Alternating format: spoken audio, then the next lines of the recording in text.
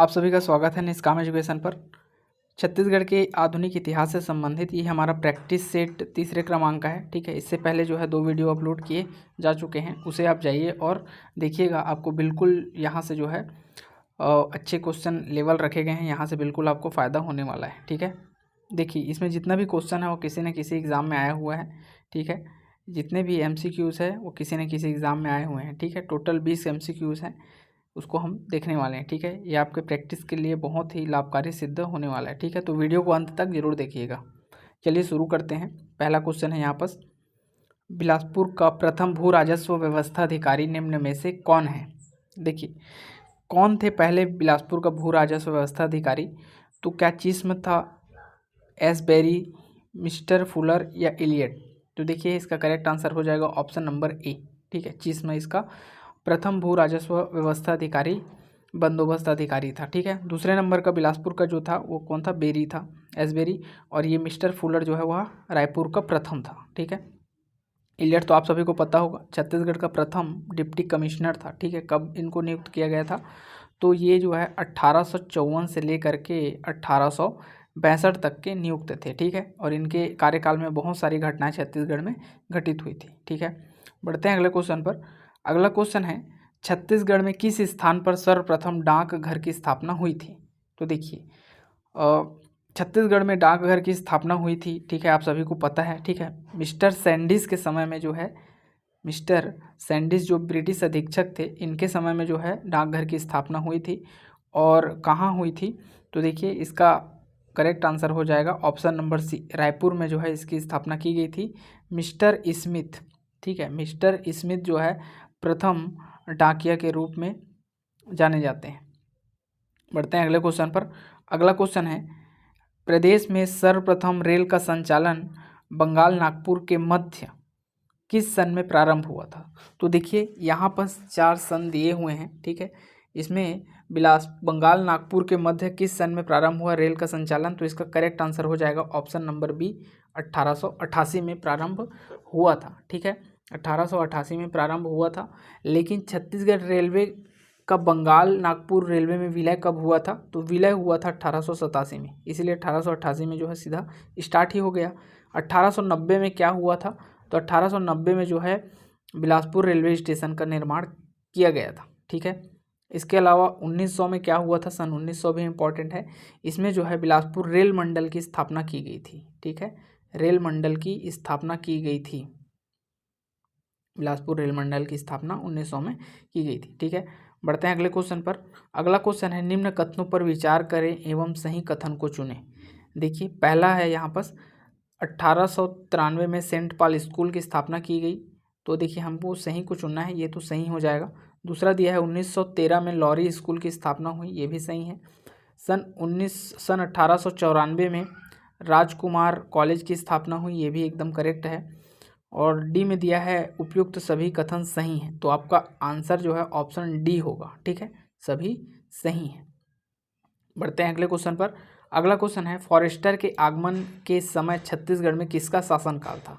तो देखिए क्या सूबेदार महिपत राव दिनकर का शासन था उस समय, या फिर वेंकोजी भोंसला का, या उपयुक्त दोनों का, या फिर विट्ठल राव दिनकर का।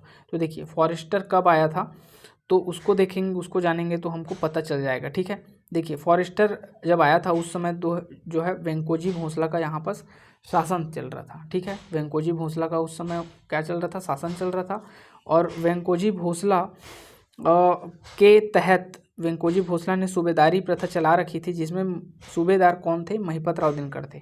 तो इसका आंसर क्या हो जाएगा, ए और बी दोनों हो जाएगा। ठीक है, उस समय सन चल रहा था, सन 1790 के आसपास की बात हो रही है ये। ठीक है, तो वेंकोजी भोंसला का शासन था उस समय, जो कि नागपुर में बैठे हुए थे, लेकिन छत्तीसगढ़ में उन्होंने जो है सूबेदार महिपत राव दिनकर को तैनात रखा हुआ था। तो इन दोनों आंसर मतलब इसका आंसर ये दोनों है, अर्थात ऑप्शन सी हो जाएगा, उपयुक्त दोनों। बढ़ते हैं अगले क्वेश्चन पर। अगला क्वेश्चन है, छत्तीसगढ़ की एकमात्र मुस्लिम जमींदारी कौन सी थी। तो क्या कोरबा थी, केंदा थी, पेंड्रा थी, या फिर जयपुर थी। ठीक है, जयपुर ये जो उड़ीसा में पड़ता है वाला जयपुर है। ठीक है, तो इसका करेक्ट आंसर हो जाएगा ऑप्शन नंबर सी, पेंड्रा जमींदारी जो है एक मुस्लिम जमींदारी थी उस समय की। ठीक है, कोरबा कैसी जमींदारी थी, तो कोरबा जमींदारी क्षेत्र को जो है शासक जो है अपने क्षेत्र में ले लिया था, अर्थात यहाँ के जमींदारों से जो है इसकी जमींदारी छीन ली गई थी। तो ऐसी कौन सी जमींदारी क्षेत्र थी जिसकी जमींदारी छीन चुकी थी, अर्थात उनको शासकों के द्वारा छीना गया था, तो कौन सी थी, तो कोरबा, ठीक है। इसको जो है जब्त कर लिया गया था, ठीक है, शासकों के द्वारा जब्त कर लिया गया था, एकमात्र ऐसी जमींदारी थी, ठीक है। बढ़ते हैं अगले क्वेश्चन पर। अगला क्वेश्चन है ऐसी जमींदारी क्षेत्र जहां जमींदार ने जल समाधि ले ली थी। तो देखिए जल समाधि लेने वाला जमींदारी क्षेत्र कौन सा था, तो धमधा जमींदारी क्षेत्र जो है जल समाधि लेने वाला था। और एकमात्र जब्त होने वाली जमींदारी कौन सी थी, तो ये कोरबा थी जब्त होने वाली, और ये जो है जल समाधि लेने वाली कौन थे, तो धमधा थे, ठीक है। बढ़ते हैं अगले क्वेश्चन पर। अगला क्वेश्चन है 8वें नंबर का क्वेश्चन। 1905 में छत्तीसगढ़ में 5 रियासत शामिल किए गए, उनमें शामिल नहीं है। तो देखिए 5 रियासत 1905 में हमारे यहाँ लाया गया छत्तीसगढ़ में, और यहाँ के 5 रियासत को जो है उड़ीसा क्षेत्र में दिया गया। तो शामिल किए गए उसमें शामिल नहीं है पूछा है। तो देखिए उदयपुर जो है शामिल किया गया था, ठीक है, जसपुर भी शामिल किया गया था, कोरिया भी शामिल किया गया था, यहाँ पर पटना जो है शामिल नहीं किया गया था, बल्कि इसे तो दिया गया था, ठीक है। तो ऑप्शन बी इसका करेक्ट आंसर हो जाएगा। बढ़ते हैं अगले क्वेश्चन पर।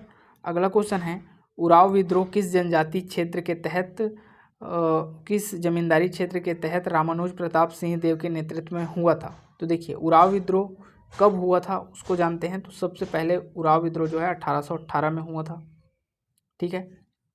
1818 में जो है उराव विद्रोह हुआ था, और रामानुज प्रताप सिंह देव जो है क्या करते थे, इसके नेतृत्व कर रहे थे, ठीक है, नेतृत्व कर रहे थे। तो किस जमींदारी क्षेत्र के तहत, तो देखिए रामानुज प्रताप सिंह देव जो है कहाँ के थे, तो ये थे कोरिया रियासत के तहत जो है 1818 में उराव विद्रोह हुआ था।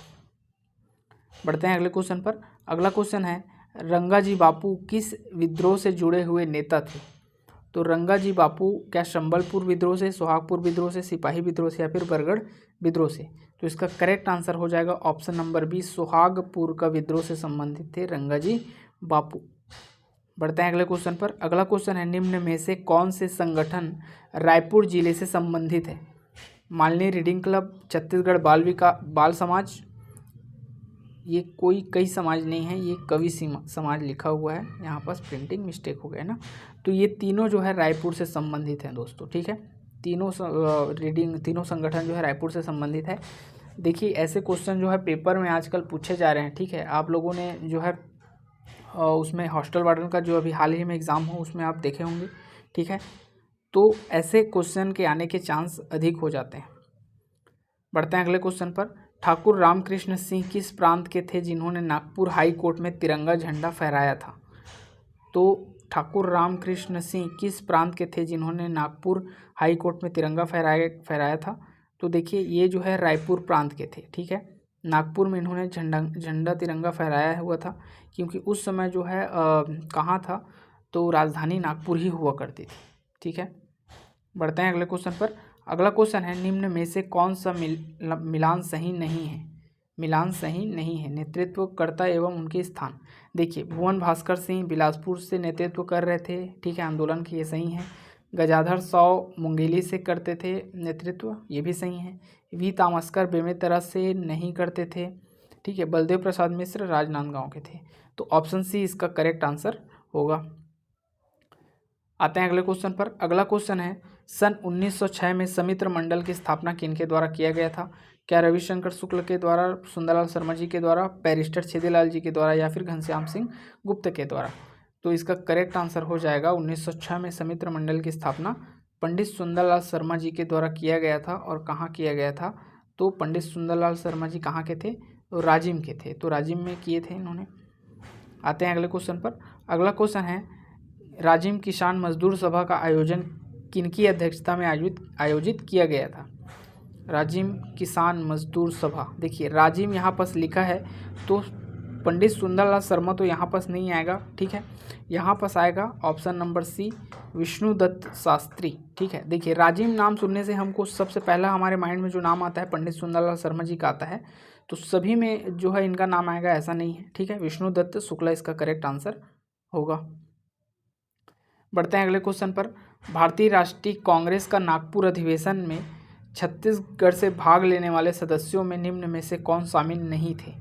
तो देखिए, भारतीय राष्ट्रीय कांग्रेस का जो नागपुर अधिवेशन हुआ था ना, कब हुआ था? तो 1889 में हुआ था, ठीक है। 1889 या फिर 1891 में हुआ था, ठीक है। कब हुआ था? तो 1891 में हुआ था, ठीक है। 1889 वाला तो बम्बई था, 1891 में नागपुर में अधिवेशन हुआ था। उसमें शामिल सदस्यों में कौन नहीं थे? तो देखिए, माधवराव सप्रे थे, वामनराव लाखे भी थे, एम ठक्कर भी थे, CM ठक्कर, और ये छेदीलाल जी नहीं थे, ठीक है। तो ऑप्शन सी इसका करेक्ट आंसर हो जाएगा। आते हैं अगले क्वेश्चन पर। अगला क्वेश्चन है, सरस्वती पत्रिका का संपादन किनके द्वारा किया गया था? तो क्या पद्मलाल पुन्नालाल बख्शी जी के द्वारा, सुंदरलाल शर्मा जी के द्वारा, रविशंकर शुक्ला के द्वारा, या फिर माधवराव सप्रे के द्वारा? इसका करेक्ट आंसर हो जाएगा option number A, Padumlal Punnalal Bakshi. और ये कहाँ के थे? तो राजनांदगांव के थे, ठीक है। वहीं बात करें सुंदरलाल शर्मा जी के द्वारा, इनके द्वारा जो है जेल पत्रिका निकाला गया था सन 1822 में, सॉरी 1922 में, ठीक है। रविशंकर शुक्ल के द्वारा जो है महाकौशल पत्रिका का संपादन किया गया था। माधवराव सप्रे के द्वारा जो है छत्तीसगढ़ मित्र पत्रिका, जो कि छत्तीसगढ़ की प्रथम मासिक पत्रिका है, इसका संपादन किया गया था। बढ़ते हैं अगले क्वेश्चन पर। अगला क्वेश्चन है, निम्न में से सही मिलान की पहचान करें। सही मिलान की पहचान करना है। छत्तीसगढ़ मित्र पेंड्रा ये दिया है, ये सही है। बुद्धि प्रकाश सभा की स्थापना बिलासपुर में किया गया था, ये भी सही है। आनंद पुस्तकालय रायपुर में किया गया, ये भी सही है। सरस्वती पुस्तकालय की स्थापना राजनांदगांव में किया गया था पद्मलाल पुन्नालाल बख्शी के द्वारा, देखे हैं अभी जस्ट पिछले क्वेश्चन में।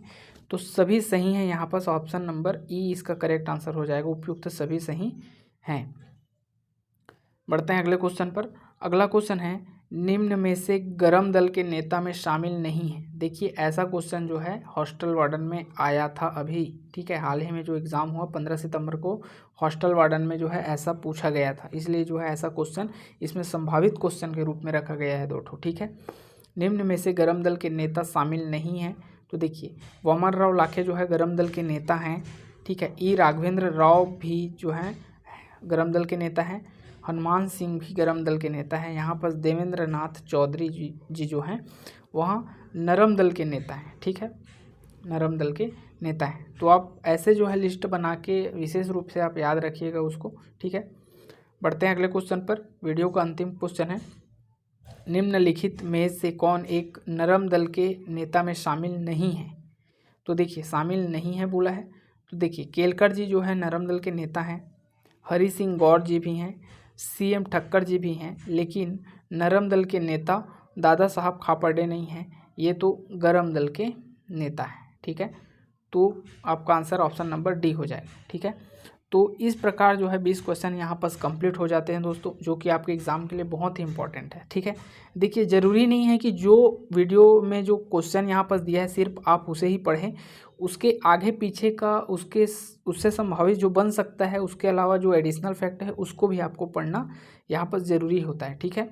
तो ज़रूरी नहीं है जो वीडियो में दिया गया है सिर्फ उसी को पढ़ें, इसके आसपास के फैक्ट चीज़ों को भी आपको पढ़ना पड़ेगा, ठीक है। तभी जाकर के पेपर में जो है बनेंगे। चलिए, मिलते हैं हम अपने अगले